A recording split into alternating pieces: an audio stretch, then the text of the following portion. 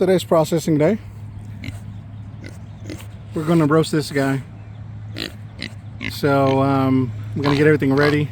I won't show any of the dispatching. And then we're gonna put them in hot water, and we're gonna take that those hairs off, and then throw them in the cooler overnight. And then tomorrow morning I'll get up and show you everything that we do.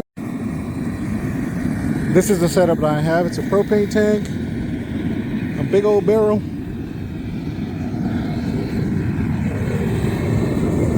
That's a stand for it. So this is more of it's a cook. I'm roasting the pig. So I'll be showing you guys how we do that. All right. And this is going to be a 2-day process. I'm actually going to keep the hog in a cooler overnight.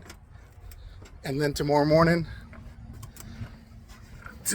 I'll just throw them in my smoker. So beautiful, humid, 92-degree day, East Texas. Yep, it's humid, y'all.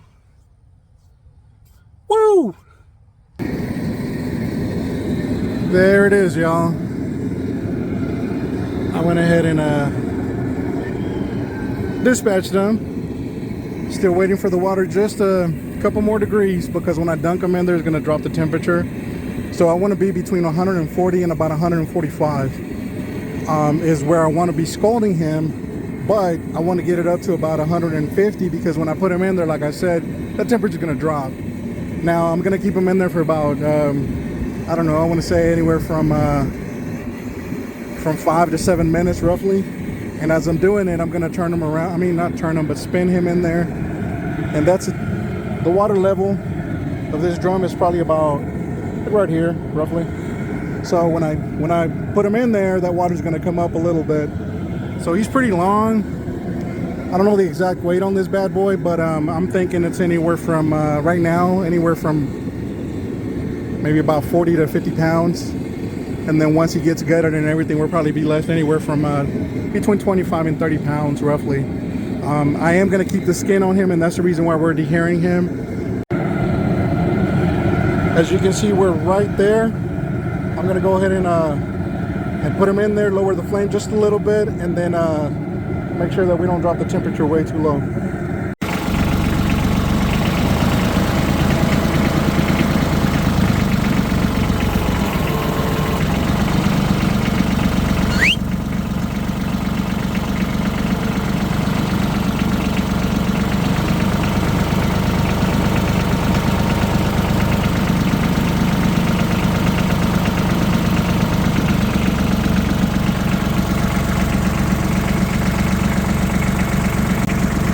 Got my #1 assistant right here.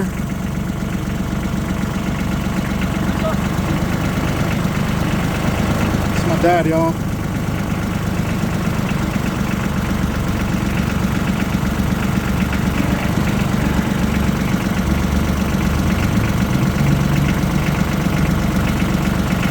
It's my dad.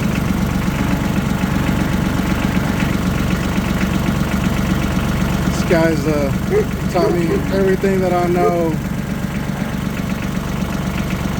as much as I could out here in the farm.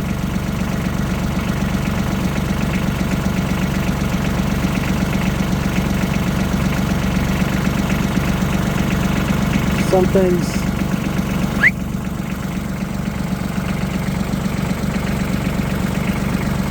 la tablita, esa mera. He taught me so much, y'all. I mean, it's there's no way that I would have been able to do any of this without him.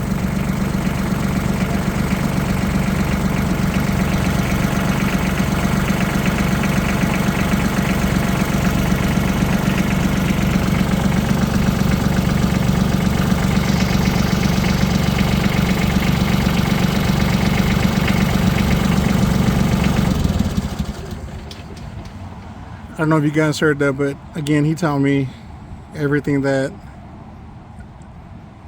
goes around here. I've learned from him, and that's actually just being a hard worker.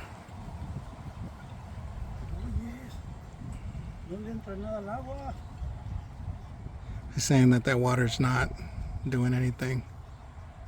Pero sí está caliente, ¿verdad? Le bajé un poquito y estaba a 148 grados. ¿En cuánto se pela? 140, 145. Pero como lo había mojado, iba a bajar la temperatura. Sí bajó un poquito, ¿verdad? So now we're just talking about the temperature going down. Pero está caliente. We were just talking about what I did with the temperature because he was doing other stuff while I did this. I still like to do things by myself, and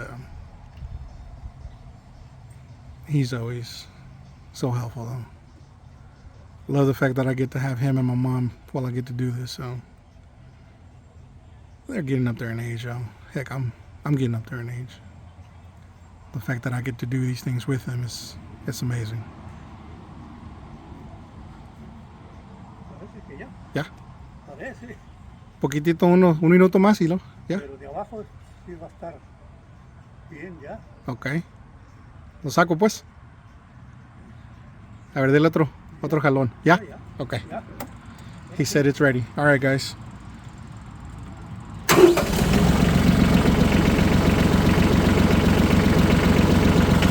Papá.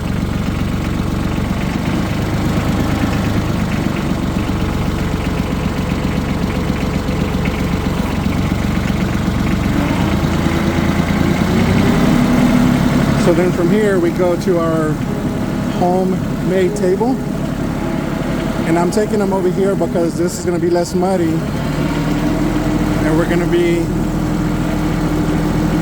deherring him on this table.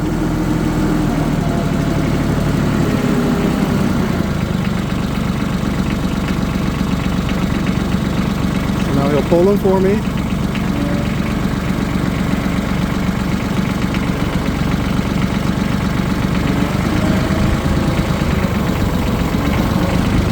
That's it.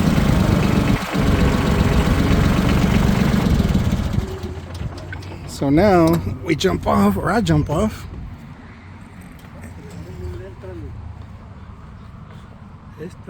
¿No le entra? No. Así se jala, ¿verdad? Get these little scrapers on there.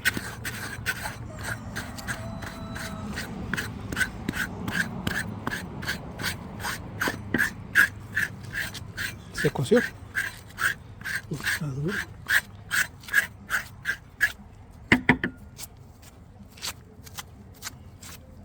Están peludos, jodidos. Sí, están peludos.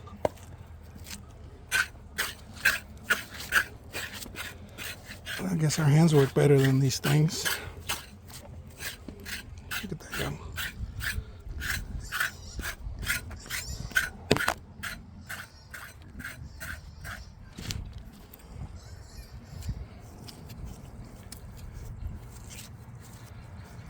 Más o menos, ¿cuántos de estos ha hecho pues usted? ¿Qué? Marranos.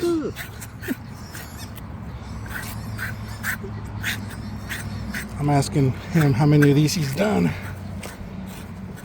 He used to do some massive ones in Mexico. We used to get them from the Mennonites down there, from Durango. There's a colony down there of Mennonites. And que eran blancos, ¿verdad? Los marranos que hacían ellos. Sí, It's like your... blancos de todo.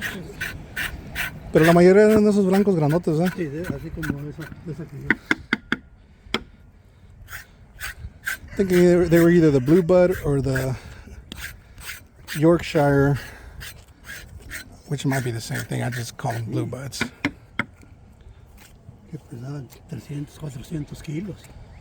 En libras venían siendo que 600 hasta... 700, 800. Good morning, y'all.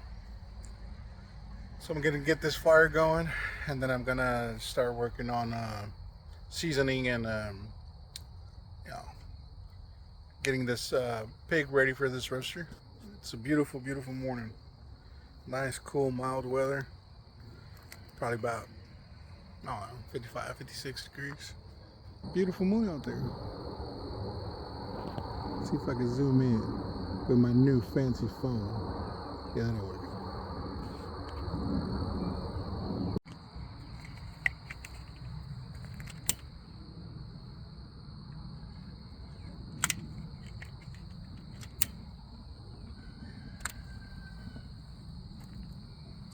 So my little setup, we have some wood right there. Got a bunch of little twigs and whatnot. I'll be throwing those in there too. I need to burn them anyway. So down in there, when those coals start burning off, so I'm gonna get that shovel in there, shovel it out. There's my smoker. Nothing fancy. And I know some people say that you shouldn't cook on 10. Well, I'm not cooking on 10. Coals are gonna get burned off. Spray it down here. Spray it all nice and good. That's it. Hopefully that hog's fit. If not, I'm gonna have to figure something out. I guess we'll cross that bridge when we get there.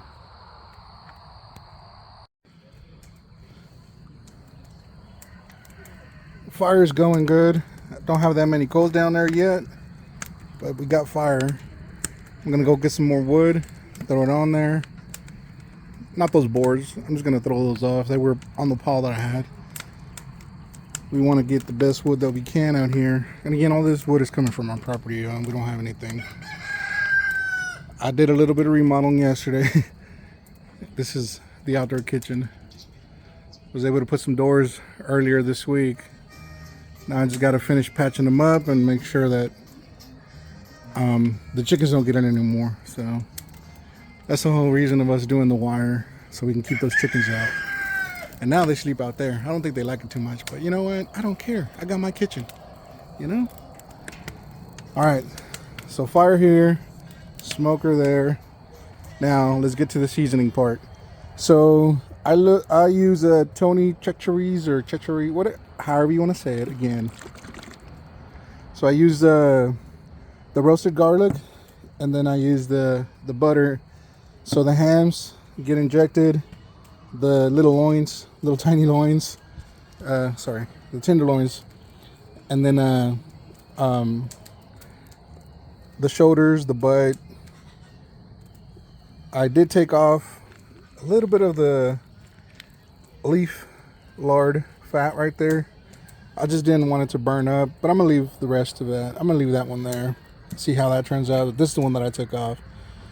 That's it right there. You know what? I'll probably take that one out too.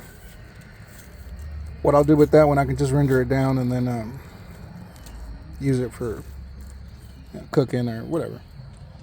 And then as far as the dry seasoning, it'll be lemon pepper and Cajun. I'm gonna go easy on the Cajun, but we like the lemon pepper.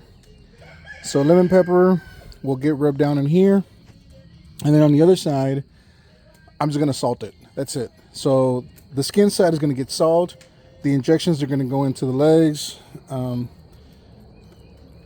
hams, and the shoulders, and then lemon pepper here. This is gonna be the downside. So when I put it on, bone down in here. So bone down in here. That's it. The leaf lard comes off pretty easily, especially when you let it rest, you let it cool.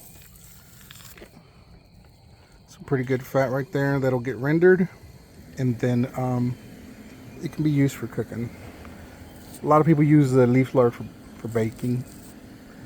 I'm not a baker, so I'll use it for frying eggs, or use it as a, I don't know. We use ours for all our extra lard or our pig lard. We use it for our fried eggs. We eat a lot of fried eggs. On the injections, we're just gonna go half and half, y'all. And it's very hard for me to do this with one hand and try to record with the other. I need an assistant out here with me. But again, just half and half on these. I like to poke 2 holes in there because I don't take off the, whatchamacallit, because then I'll use it as a you know, just a shaker, I guess. But this is not a whole.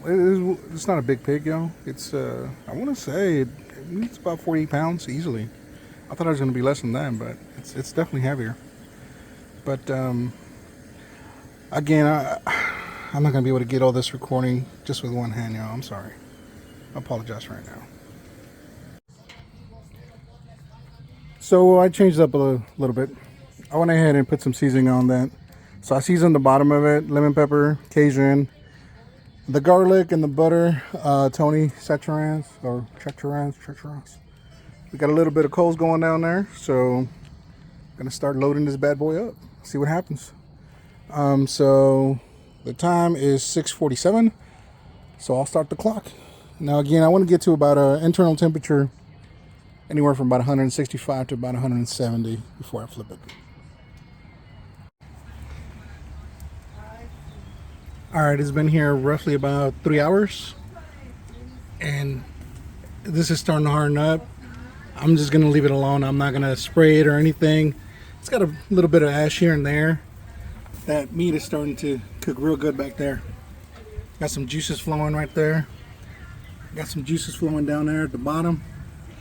But we're going to keep it. I want this to be nice and crunchy. I think I got about another 4 hours before I flip it, if I flip it. If not, then I'll leave it about 6 hours and then I'll flip it at that time. But right now, it's looking real good. There it is, 106. It's done, yo.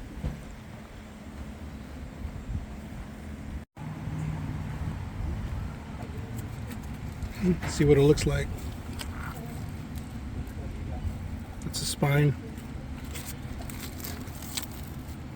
Look at that. Bones are just coming out. Look at that. Beautiful, beautiful, beautiful. I just flipped it over. I'm trying to get a little bit of crunchiness on that skin. Not a whole lot of fire down there. Leave it alone. Let it. Look at that though. Look at the juices on this thing. Not dry at all. My goodness. Delicious.